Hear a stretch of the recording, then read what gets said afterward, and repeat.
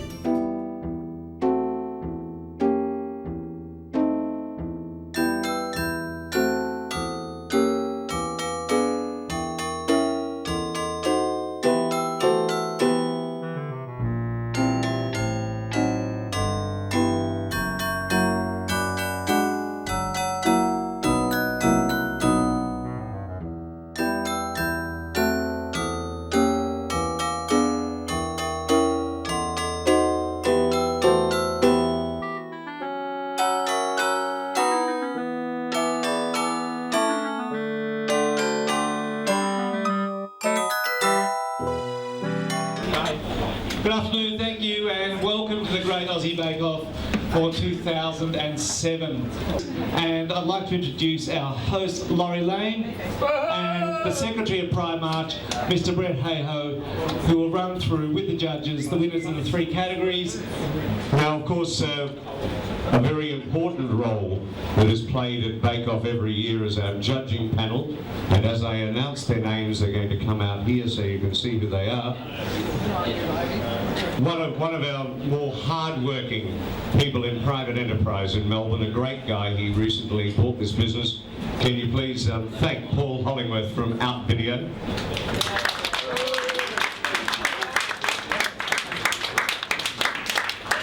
One of the finest cabaret acts in Australia, if not the Southern Hemisphere. He really is an incredibly wonderful, wonderful man and a great entertainer. Can you please thank Mr. Wes Snelling?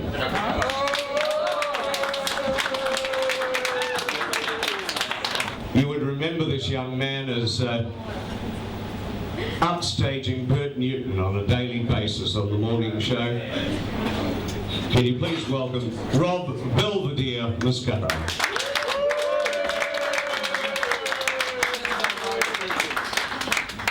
A young man who is instrumental in doing most of the hard yakka around this place. Can you please thank Jason?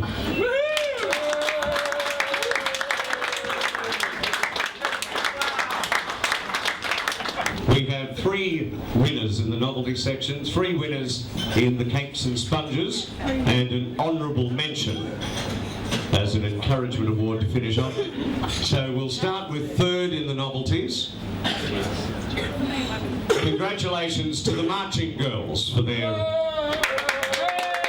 entry. The Little Shop of Horrors entry, which was entry number 6. I have no idea who that is, but... Oh, it's Alex! And the first prize in the novelty section goes to the Bears.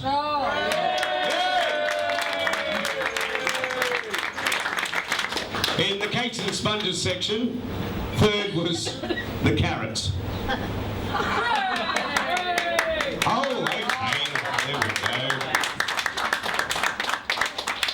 In 2nd place is the mint blue ribbon, number 11. In 1st place, it's number 17, an entry put in by the Out Games.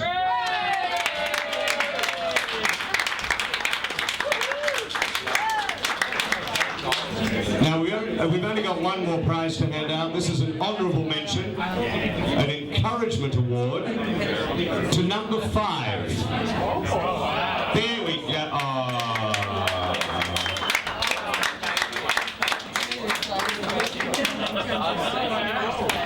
I'm really not sure what's happening here. Oh, okay. No, that makes sense.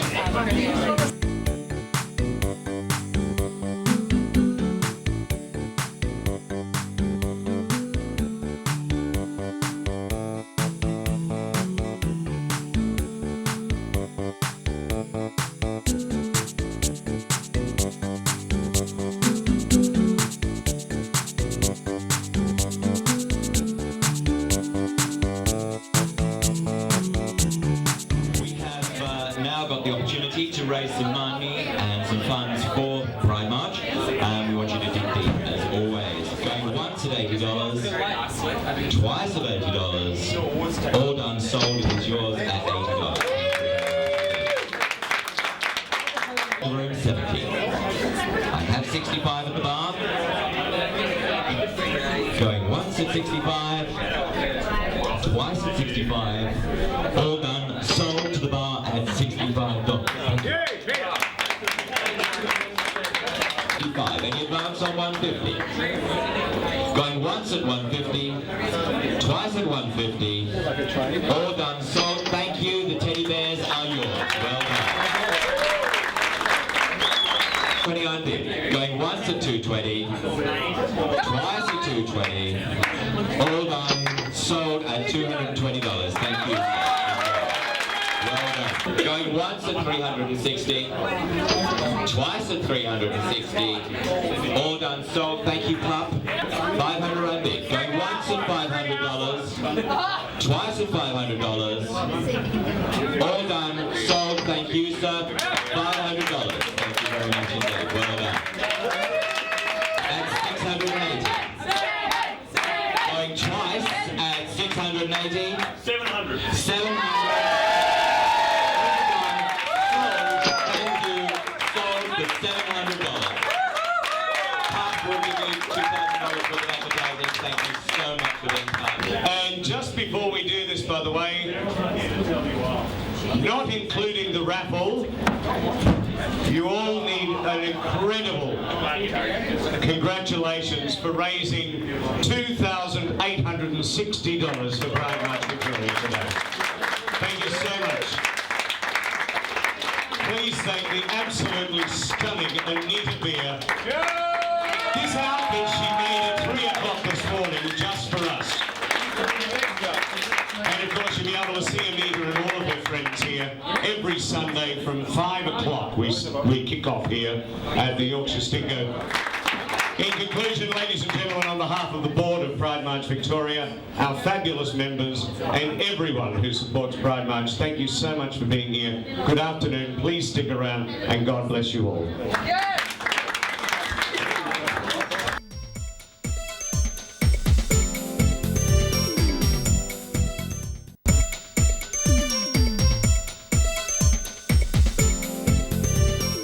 So I've lived as a born-again Christian for 22 years. As James mentioned, I was married for 16 years, a high-profile preacher in the mega churches of Australia for 15 years. Now I've lived openly as a gay man for 16 years, but for 56 years of my life, I know I don't look it, but for 56 years of my life, I was, and I have been and will always be, a homosexual. So I feel like I've had a very privileged path to be able to walk in these two worlds.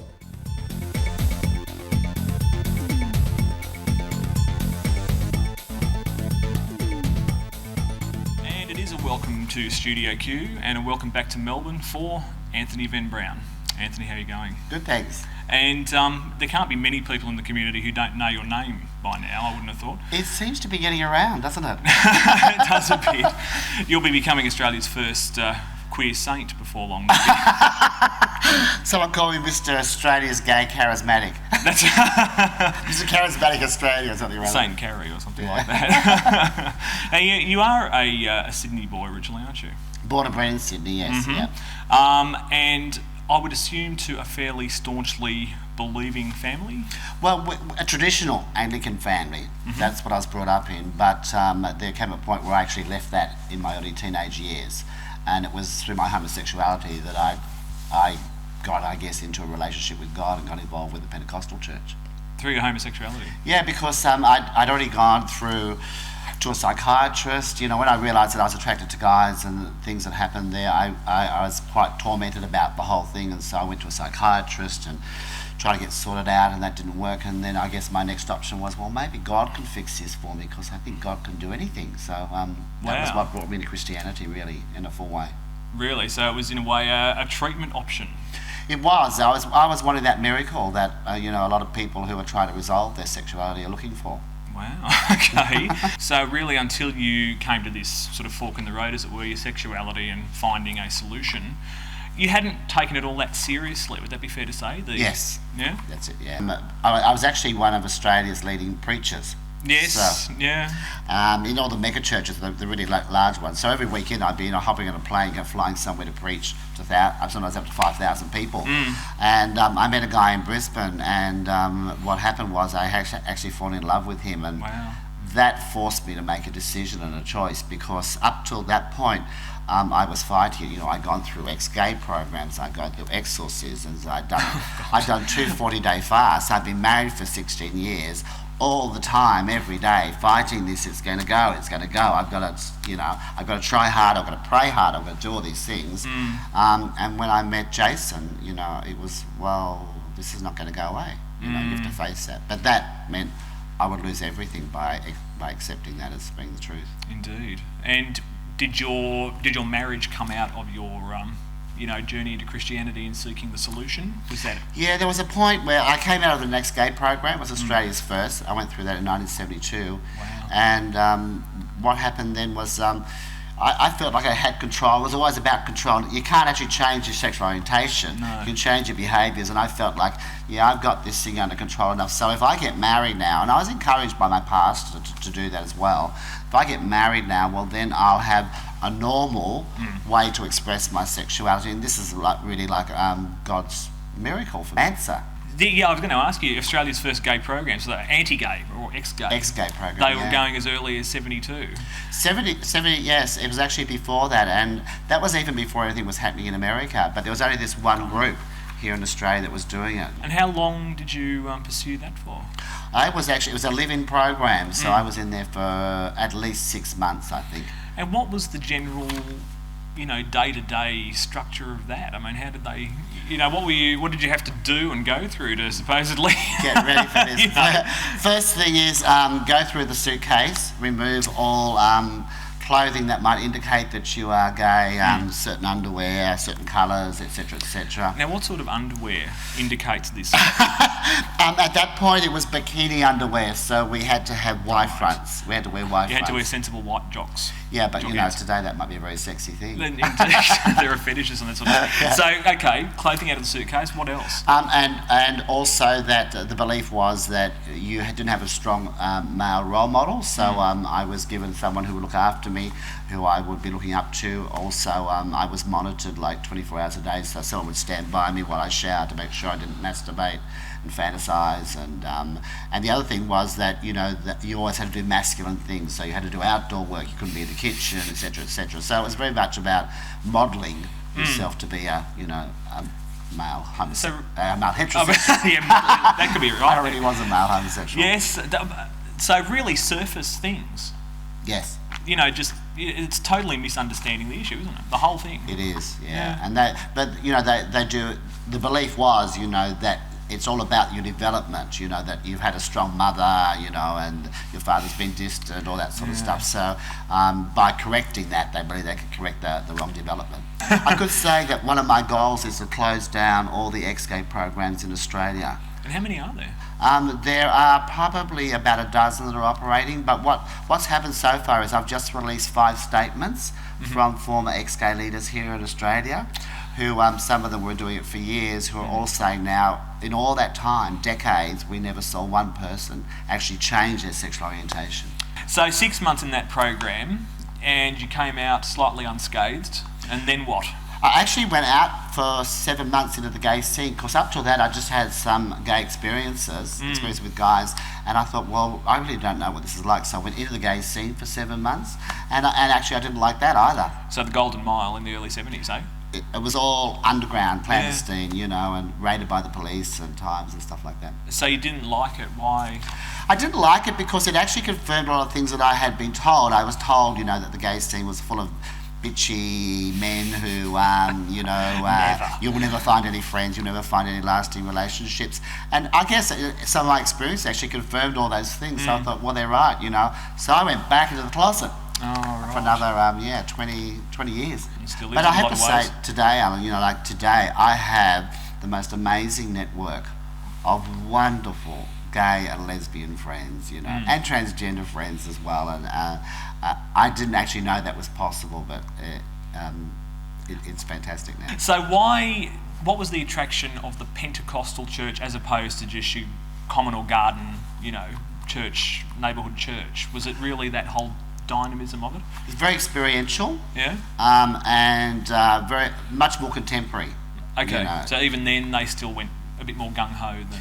It was developing then, back then, and there was this thing called the charismatic movement, which in those days was very folky and guitars and singing choruses instead of dirgy old hymns and liturgies and stuff like that. So and more youth were coming into that, so there was more vibrancy. Yeah. It's a very experiential form of Christianity as well. So they're a bit of a contradiction in a way, aren't they? They're progressive on certain levels, but on other levels very fundamentalist. Yeah, there have been some really significant changes within the Pentecostal movement in the last 3 to 4 decades, and it was quite traditional, but it's moved more contemporary now. And there are some issues which still they haven't moved on, and one of them is being, same-sex orientation. First of all, it is inevitable that the church will change their position on homosexuality. The church by nature is a conservative institution, and it will always be the last to change. In most cases, it will be the last to change. Some expressions of Christianity become incredibly contemporary, but still they're changing. Did you know the Assemblies of God has just changed their position on ministers drinking wine?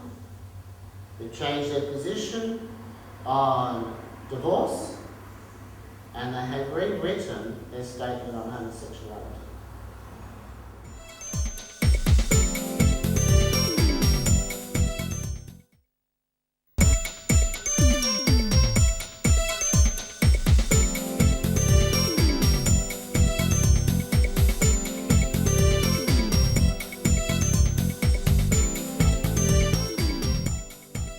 The average Christian is not educated about the historical, cultural context, or even the original languages of the verses often quoted. How do I know that? I was a preacher.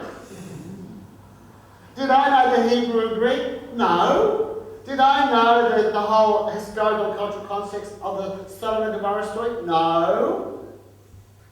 I didn't know that Sodom and Gomorrah was not about homosexuality. It was an urban myth that had been created. I didn't know that in Leviticus it wasn't talking about same-sex orientation or same-sex relationships. I didn't know that that particular word in 1 Corinthians 6 verse 9, which up till 1946 was never translated homosexuality. Never. I mean, nowadays you are actually pretty much out and proud within that movement, aren't you? I am. I'm That's Australia's first amazing. openly gay Pentecostal. That's amazing. Yeah. So, I mean, how did that all start off? I mean, that must have taken some guts for you to think, right, I'm going to make the move. Yeah, because I had left the church. I'd moved out, and actually I shut down my entire faith for 6 years because I couldn't resolve those things. But then I had such an experience of resolution for me personally, and completely at peace with my sexuality, my faith and everything, and be able to integrate those two things that I knew I can walk into any church, and I don't care what people think. I know who I am, and I will never be shaken on that. And has the reaction been pretty much 50-50 or, positive to negative? More positive than negative. There are people there which still don't understand, because they're basically ignorant about sexual orientation, and even about the 6 Bible verses that are used or assumed to talk about homosexuality. So that there's still people which are there, but generally speaking, it's been quite positive, but I think a lot of it's been in my approach as well. I haven't come in as an angry, militant, gay activist. I see myself more as a gay ambassador. I love to represent our community and to break down those preconceived ideas and misconceptions. What you said about the fact that you shut your faith down basically for 6 years, was that just as painful for you in a way as shutting down your sexuality would be? Was it really that big a part of you? Well, it was interesting because I think things switched. Previously, I was out with my Christianity, my faith, but in the closet with my sexuality, and then I came out with my sexuality. Other way around. Okay, because if you come from the background that I come from, you know, there is such a conditioning of who you are as a homosexual. I thought the only choice was you're heterosexual and you're straight, Yeah. so, and you're going to go to heaven, or you're homosexual and you're going to go to hell. So they were the only choices. So the fact that I accepted the fact that I was gay meant, I'll just commit suicide by the time I reach 50. And Yeah, now you said this at the launch last night, okay, you gave yourself a certain number of years, okay, you came out, you gave yourself till 50, and then you were going to commit suicide. Yeah. Well, if you're going to commit suicide, why wait till 50? Why give yourself a particular cut-off point? No pun intended. Why not just do it? Because I had fallen in love with a man, Yeah. and I want to spend some time with him. give yourself some pleasure, and then... But, you know, like, I still had that belief that gay relationships don't last. So I didn't really expect it to last. And also I still had that belief, you know, that I didn't want to be a lonely old gay man, you know. So well, I'll just enjoy this for a few years and then I'll commit suicide. Which is a tragic way to live, you know. But obviously you got to 50 and decided, what, you have too much left to do. At my 50th birthday, I had this amazing, overwhelming sense that I was actually beginning my life. Yeah. Like that everything up to that point had been a dress rehearsal. Now I get to live. And Wow. I don't think there are too many 50-year-olds that can have that, you know, that have that feeling. And that's proven to be true. And I actually finished the first draft of the final chapter at like 6 o'clock in the morning on my 50th birthday. Wow. Yeah. Oh, that's some sort of, you know, like a threshold, isn't it? Yeah. A whole new threshold. Yeah. So when you were preaching, well, you still do preach, don't you? But was preaching, I mean, how did you feel when you were preaching? Was it a real sort of, you know... My messages were always very positive, very life-based, so I was never, you know, preaching against things, or like, you know, I never really preached against homosexuality or anything else. It was always focusing on the positive and the changes that people had experienced in life and what a difference, you know, having a relationship with God would be in their life. So that was really what my emphasis was. Did you, when you were in that position, did you ever have, like, anybody from your flock, so-called, come, you know, any gay people come to you with their issues? Yeah. And how did you counsel them? Did you actively try and change them when you were in your negative phase, or did you just, you know what I mean? Yes. It was always difficult when that happened, Alan, because I was still fighting. I was still struggling all the time. So what I would do is I would give them the same formulas that I'd been given, Right. that actually weren't working for me, but I was hoping that you know, that it might work for them. Oh, right. Yeah. It's a shame, isn't it? So Yeah. you sort of have to go through the textbook stuff, don't you, and just pass it on, I guess. Pray harder, you know, and believe God, and you know, quote Bible verses, and you know, Yeah. and resist temptation, and don't put yourself in a vulnerable position, etc., etc. So you know, that's what I'd encourage them to do. Have somebody stand with you while you're showering. Masturbating out. You're familiar with this? Here are the two worlds, the GLBTIQ world and the Christian world, and in many situations they are miles apart. Is that right? Yes. And so what happens is the Christian world sees the gay, lesbian, bisexual, trans, the queer community, let's call it the queer community, as the enemy. True? They're very judgmental. There's even hatred, anger and aggression, and you may have encountered that, I have. As I started to put this together, what I began to see was that every one of those things happens the other way around, too. What if we could create another space? So if you come into that space, you have to let go of blaming, you have to let go of the judgment, you have to let go of the accusations, you have to let go of the hurts, you have to let go of the bitterness, you have to act with integrity, you have to treat everybody with respect. But if we get more and more people into that space, then what will happen is we will create a better world. You know, so people call me an activist. I say, actually, you might just changing that term. I see myself more as an ambassador. Yeah. Now you're going to try and sort of get together a series of ambassadors. That seems to be what we need more than activists, doesn't it? Funny you should say that. All right. Really? Watch this space. Oh, okay. Okay. We shall, with extreme interest. But it's what we're really here to talk about and to plug, for want of a better word, A Life of Unlearning, 2nd edition. Yes, with Important. an extra 80 pages. So within the intervening, 3 years, that much has changed in your life and your perspective? Yes, what had happened with the first edition, I had begun researching, but I didn't incorporate. I just basically told my story. With the second edition, I had researched the ex-gay movement, I had researched sexual orientation from, the scientific perspective. I'd done more study of the Bible verses. I'd met lots of people from my past who gave me additional information. And then the final chapter is begins with my meeting with Justice Michael Kirby. Ah, right. After the first edition, and he said something to me in that conversation that sparked something in here that I actually already, I guess, deep down knew, but I thought I'd done my book, that's it, get on with my life. Yeah. But actually, he said to me, this is the beginning. Don't see this is the beginning, and yes, I talk about that conversation and how that's evolved even to meeting with the National Executive of the Assemblies of God. Wow. Okay. Well, your ambassador role certainly is breaking down doors, by the sound of it, that we probably thought would never be broken down. Yeah. Well, Anthony, it's been an absolute pleasure. A Life of Unlearning, and it's available. It's going to be going to Amazon, isn't it? Amazon.com, yes, this month. Wow. Okay. But all major booksellers like Dimmicks and Borders and all that places have it. All major. And Hares and Hyenas and wow. Yeah. Well, that's everywhere. Fantastic, Anthony. Thanks so much, and Thanks, Alan. good luck to you. And we'll hope to see you back soon and Yeah. give us an update on how it's all going. I will. Thank you. For further information or support for queer and Pentecostal communities, go to www.freedomtobe.org.